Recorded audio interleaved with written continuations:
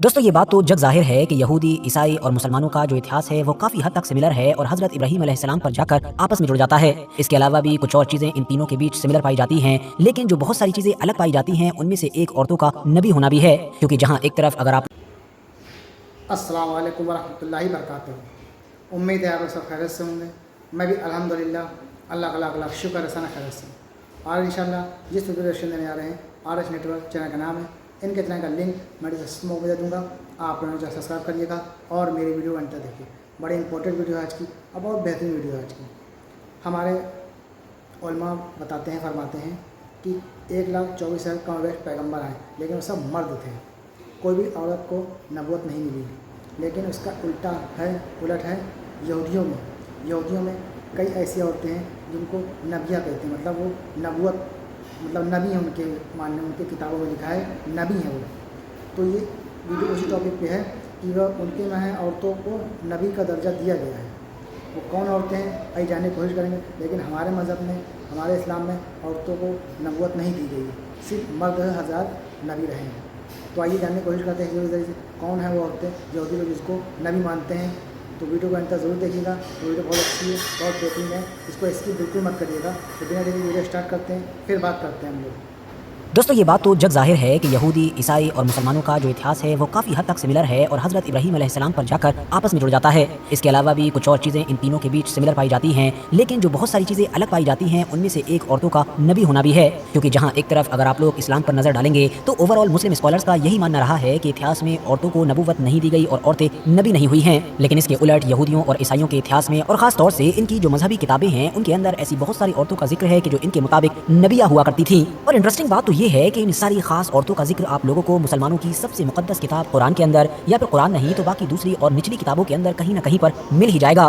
तो सबसे पहला सवाल तो यही है कि आखिर इतिहास की ये कौन सी खास औरतें थीं कि जिनको यहूदियों और ईसाइयों में नबी माना जाता है और आखिर मुसलमानों की किताबों में भी इनका जिक्र क्यों और किस तरह से है। आरएच नेटवर्क के नॉलेजेबल फ्रेंड्स, हमारी इस लिस्ट में पहला नाम है खुल्दा का, कि जिनको खुल्दा के नाम से भी याद किया जाता है। ये दरअसल एक ऐसी खातून थी कि जो लगभग 600 ईसा पूर्व में यरूशलेम शहर में रहा करती थी। इनके दौर में कौम बनी इसराइल हद से ज्यादा गुमराह हो गई थी और ये वो औरत थी कि जिनको कौम बनी इसराइल की गुमराहियत और गलत कामों की वजह से उनके ऊपर आने वाले अजाब की खबर पहले से हो गई थी। इनके दौर में हालात ऐसे हो चुके थे कि हैकल सुलेमानी के अंदर भी कौम ने बुतों को रख दिया था और वो उसकी इबादत करने लगे थे। उस दौर में इस इलाके की सल्तनत का जो बादशाह हुआ करता था उसका नाम यूसिया था, जो बहुत नेक दिल इंसान था और उसने अपनी कौम को भी वापस सीधे रास्ते पर लाने की बहुत कोशिशें की थी। लेकिन ये सारी ही कोशिशें नाकाम साबित हुई थी और फिर बाद में उसने अपने कुछ खास लोगों का एक ग्रुप इन खातून यानी कि हुल्दा से भी मिलने के लिए भेजा था। और तभी हुल्दा ने बादशाह के इस खास ग्रुप को ये खबर दी थी कि किस तरह से हमारी सल्तनत के ऊपर एक बहुत ही खतरनाक अजाब आने वाला है। साथ ही ये भी बताया था कि क्योंकि यूसिया एक नेक दिल इंसान है तो वो इस खतरनाक तबाही को देखने के लिए बाकी नहीं रहेगा। और बिल्कुल वैसा ही हुआ जैसा खुल्दा ने कहा था। कुछ वक्त के बाद ही बाबुल के ताकतवर बादशाह बख्त नसर ने यरूशलेम के ऊपर हमला करके इस शहर की ईंट से ईंट बजा डाली। उसने हैकल सुलेमानी को तो तबाह किया ही किया और साथ ही साथ हजारों की तादाद में कौमी बनी इसराइल के लोगों को न सिर्फ कत्ल किया बल्कि हजारों की तादाद में ही वो इन लोगों को गुलाम बनाकर अपने इलाके बाबुल ले गया। खास बात ये थी कि वो बादशाह यूसिया और खुद ये नेक खातून जो खुल्दा थी, ये दोनों ही लोग इस पूरी तबाही से पहले ही इस दुनिया से रुखसत हो चुके थे। इन नेक खातून की नॉलेज का भी क्या लेवल था, इस चीज का अंदाजा इसी बात से लगाया जा सकता है कि जब उस दौर में हैकल सुलेमानी के अंदर तौरात का ओरिजिनल नुस्खा दरियाफ्त हुआ तो उसको वेरीफाई कराने के लिए बादशाह यूसिया ने इस नुस्खे को इन्हीं खातून यानी खुल्दा के पास भिजवाया था। इनका जिक्र बाइबल के अंदर बाकायदा इनके नाम के साथ आया है और अहले किताब इनको नबी मानते हैं, जबकि मुसलमानों के नजदीक ये सिर्फ खुदा की एक खास और नेक बंदी थी कि जिनको इल्म के खजाने से नवाजा गया था। हमारी इस लिस्ट में अब अगला नाम है डेबोरा का। डेबोरा या फिर जिनको दबोरा भी कहा जाता है, ये दरअसल कौमी बनी इसराइल की एक बहुत मशहूर खातून हुआ करती थी। मशहूर पैगंबर हजरत यूशा बिन नून के चले जाने के बाद बनी इसराइल के अंदर काजियों का दौर शुरू हो गया था, जिनकी ये जिम्मेदारी हुआ करती थी कि वो पूरी कौम को हजरत मूसा अलैहिस्सलाम की शरीयत पर चलाएं और साथ ही साथ उनकी आजादी की भी हिफाजत करें। एक के बाद एक चलने वाले काजियों के इसी सिलसिले में ही बनी इसराइल की एक काजिया का नाम हुआ करता था डेबोरा, के जो इन लोगों की चौथी काजी थी। इन्हीं के दौर में ही किनानियों के बादशाह जबीन ने एक बड़ी और ताकतवर फौज की मदद से बनी इसराइल पर हमला करने का इरादा किया। इस बड़ी और ताकतवर फौज में उसने सिर्फ 900 के करीब तो लोहे के रथ शामिल किए, जबकि सिसेरा नाम के एक इंसान को इस पूरी फौज का कमांडर बनाया। जब इन तमाम चीजों की खबर काजी डेबोरा तक पहुंची तो उन्होंने भी बनी इसराइल की एक फौज तैयार करने का फैसला किया और इन्होंने साथ ही ये पेशनगोई यानी भविष्यवाणी भी की कि अगर हम लोग अबीनोम के बेटे बराक को अपना कमांडर बनाते हैं तो फिर फतह बनी इसराइल के कदम चूमेगी। और इनकी ये भविष्यवाणी बाद में लफ्ज ब लफ्ज सच्ची साबित हुई और किनानियों का जो कमांडर था सिसेरा वो भी मैदान जंग से भाग निकला। इस जंग में ये काजी डेबोरा खुद शामिल रही थी। अब अहले किताब इनकी भी नबूवत का दावा करते हैं और इनको एक नबी के तौर पर ही याद करते हैं, जबकि मुसलमानों के नजदीक ये सिर्फ और सिर्फ एक काजी, नेक, परहेजगार और बहादुर औरत थी। दोस्तों अब हमारी इस लिस्ट में अगला नाम है एस्थर का।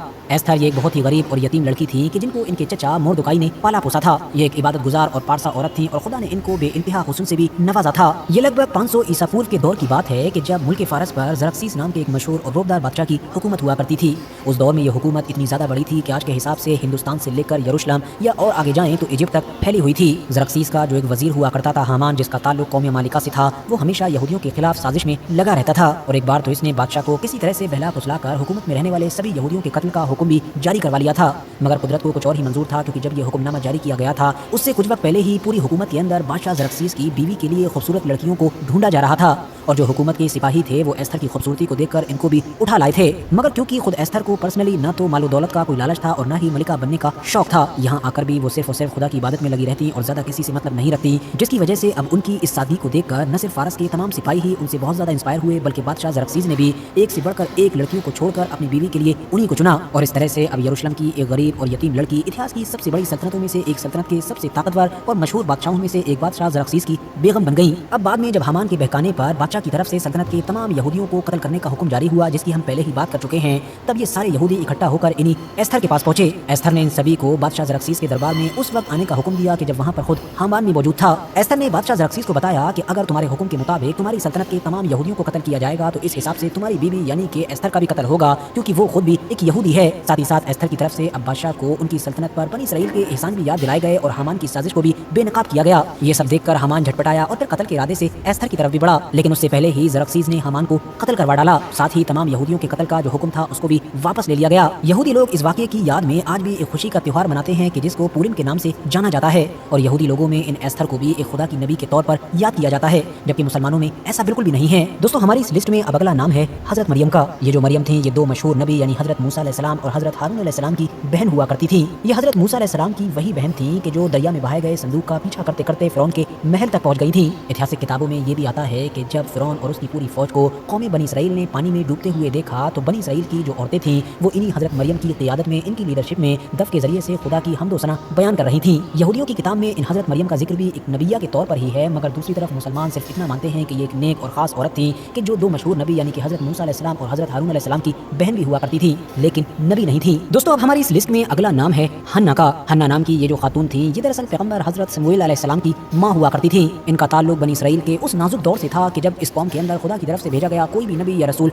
मौजूद नहीं था। किताब शमूएल के मुताबिक उस दौर में बनी इसराइल के एक आदमी अलकाना की दो बीवियां हुआ करती थी। एक का नाम हन्ना था तो दूसरी का नाम फन्ना था। इनमें से जो हन्ना थी उनको कोई भी औलाद नहीं थी, मगर फिर भी वो अपने शौहर को ज्यादा महबूब थी। इसीलिए जो दूसरी बीवी थी फन्ना, वो न सिर्फ इनसे हसद किया करती थी बल्कि इनको बांझ होने का ताना भी दिया करती थी। आखिरकार जब एक बार इन हन्ना का सब्र टूट गया तो इन्होंने रोते हुए ये दुआ की कि अगर खुदा मुझको एक औलाद अता करेगा तो मैं उसको एक नज़ीर के नाते खुदा के लिए वक्फ कर दूंगी। कुछ वक्त के बाद ही इनकी दुआ कबूल हुई और इनको शमूएल नाम का एक बेटा पैदा हुआ। अपनी कसम के मुताबिक इन्होंने अपने उस बेटे को बनी इसराइल के एक बुजुर्ग के हवाले कर दिया, जिनके पास ही इन हजरत शमूएल ने तौरात या इस तरह की दूसरी किताबों का इल्म हासिल किया। और बाद में जब ये जवान हुए तो इनको खुदा की तरफ से नबुव्वत से नवाजा गया। और इस तरह से अब कौम बनी इसराइल में नबुव्वत का वो सिलसिला कि जो हजरत यूशा बिन नून के बाद खत्म हो गया था वो एक बार फिर से शुरू हो गया। अहले किताब इन पैगंबर की वालिदा यानी कि हन्ना को भी एक नबी के तौर पर याद करते हैं, जबकि मुसलमानों के नजदीक वो सिर्फ एक पैगंबर की माँ थी और बहुत नेक खातून थी, इसके अलावा खुद नबी नहीं थी। दोस्तों, हमारी इस लिस्ट में अब अगला नाम है एबीगेल का। बाइबल के मुताबिक एबीगेल जितनी ज्यादा समझदार और खूबसूरत औरत थी, इनका जो शौहर था नाबाल वो इतना ही ज्यादा बदसूरत, बदमिजाज और एक बुरा इंसान था।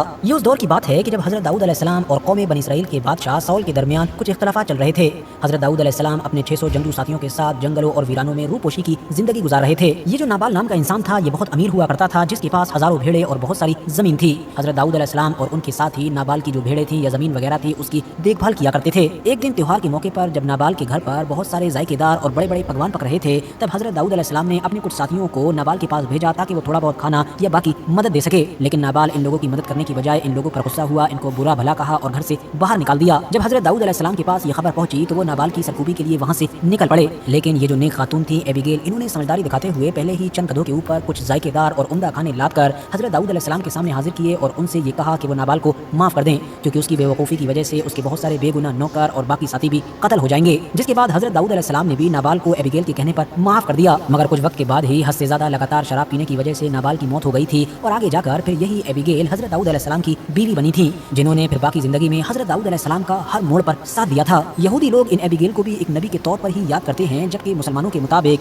ये सिर्फ और सिर्फ खुदा की एक बहुत ही नेक और परहेजगार बंदी थी, लेकिन नबी नहीं थी। आगे बढ़े तो हमारी इस लिस्ट में अब अगला नाम आता है हजरत सारा का। یہ جو سارا تھیں یہ دراصل حضرت ابراہیم علیہ السلام کی ایک بیوی تھیں، اور حضرت ابراہیم علیہ السلام جب عراق میں نمرود کے ستانے کی وجہ سے ملک در ملک دوسرے علاقوں میں نکلے اور مصر تک پہنچے تو یہاں کا فرعون بھی اس دور میں بہت ہی ظالم اور بدنیت ہوا کرتا تھا۔ اس فرعون کو جب اپنے مخبروں کے ذریعے سے حضرت سارہ کی خوبصورتی کا علم ہوا تو اس نے حضرت ابراہیم علیہ السلام سے حضرت سارہ کو طلب کیا۔ حضرت ابراہیم علیہ السلام جو اس وقت سوائے ایک بے بس مسافر کے کچھ نہیں تھے، وہ اس فرعون کو اس کی حرکت سے باز نہ رکھ سکے اور حضرت سارہ کو اس فرعون کے پاس بھیج دیا۔ حضرت سارہ نے پھر اپنے خدا کی عبادت کی اور رو رو کر یہ دعا مانگی کہ اے خدا اس ظالم حکمران کو میرے اوپر مسلط نہ ہونے دے۔ ان کی یہ دعا قبول ہوئی اور بعد میں جب فرعون بدنیتی کے ساتھ ان کے پاس آنے کی کوشش کرتا، ان کو ہاتھ لگانے کی کوشش کرتا تو اس کی حالت فوراً غضب ہو جاتی، وہ فوراً زمین پر گر کر تڑپنے لگتا تھا، یہاں تک کہ اب اس نے اپنے آس پاس کے لوگوں سے یہ بھی کہنا شروع کر دیا کہ اس عورت کو فوراً میرے سامنے سے ہٹاؤ، یہ ضرور کوئی جنات وغیرہ ہے۔ نہ صرف حضرت سارہ کو ہی فوراً وہاں سے جانے کا حکم دیا گیا بلکہ ساتھ ہی حضرت ابراہیم علیہ السلام کو بھی بھیج دیا گیا اور جاتے جاتے ان دونوں کے حوالے حضرت ہاجرہ نام کی ایک خادمہ کو بھی دے دیا گیا۔ اب اہل کتاب ان حضرت سارہ کو بھی ایک نبی کے طور پر یاد کرتے ہیں، ایک نبی مانتے ہیں، جبکہ مسلمانوں کے مطابق یہ سب سے مشہور پیغمبروں میں سے ایک یعنی کہ حضرت ابراہیم علیہ السلام کی بیوی اور خدا کی ایک بہت ہی نیک بندی۔ تو دوستو یہ تمام ریئیکشن جو ہم نے دیکھا، یہودی لوگ کن عورتوں کو نبیہ مانتے ہیں، یعنی کہ نبوت ان کی نظر وہ نبیہ ہیں۔ نبیہ مطلب پیغمبر کی بیوی تھی، نیک خواتین تھیں، سب کچھ ٹھیک تھا لیکن ان کے لیے وہ تھا۔ لیکن ہمارے مذہب میں عورتوں کو نبوت نہیں ملی، مرد ہی حضرات نبی رہے ہیں، پیغمبر رہے ہیں، اور باقی نیک عورتیں ہیں وہ ایک الگ بات ہے۔ تو یہ ہمارا ریئیکشن تھا، امید آپ لوگوں کو ویڈیو اچھی لگی ہوگی۔ پھر ملیں گے انشاءاللہ نیکسٹ ویڈیو میں، تب تک کے لیے السلام علیکم ورحمۃ اللہ وبرکاتہ۔